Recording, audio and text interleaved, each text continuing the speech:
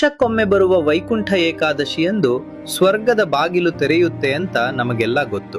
ಆದರೆ ಈ ದಿನದ ಆಚರಣೆಯ ಹಿಂದೆ ಒಂದು ರೋಚಕವಾದ ಪುರಾಣ ಇತಿಹಾಸವಿದೆ. ಅದು ಮುರ ಎಂಬ ರಾಕ್ಷಸನ ಅಂತ್ಯದ ಕತೆ. ಕೃತಯುಗದಲ್ಲಿ ಬ್ರಹ್ಮನ ವರ ಪಡೆದ ಮುರಾಸುರ ಎಂಬ ಅಹಂಕಾರಿ ರಾಕ್ಷಸ ಇಂದ್ರಲೋಕದ ಮೇಲೆ ದಾಳಿ ಮಾಡಿ ದೇವತೆಗಳನ್ನೆಲ್ಲ ಸ್ವರ್ಗದಿಂದ ಓಡಿಸಿ ತಾನೇ ಸ್ವರ್ಗಾಧಿಪತಿಯಾಗಿ ಮೆರೆಯುತ್ತಿದ್ದ.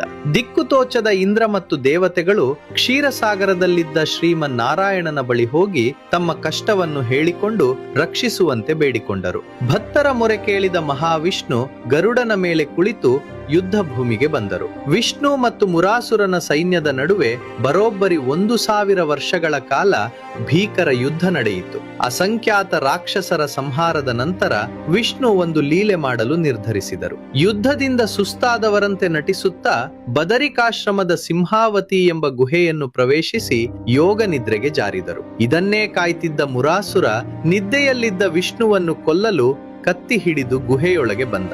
ಇನ್ನೇನು ಕತ್ತಿ ಬೀಸಬೇಕು ಎನ್ನುವಷ್ಟರಲ್ಲಿ ಒಂದು ಪವಾಡ ನಡೆಯಿತು. ವಿಷ್ಣುವಿನ ದೇಹದಿಂದಲೇ ಅವರ 11 ಇಂದ್ರಿಯಗಳ ಶಕ್ತಿಯಿಂದ ಒಬ್ಬ ಅದ್ಭುತವಾದ ತೇಜಸ್ವಿ ದೇವತೆ ಪ್ರಕಟವಾದಳು.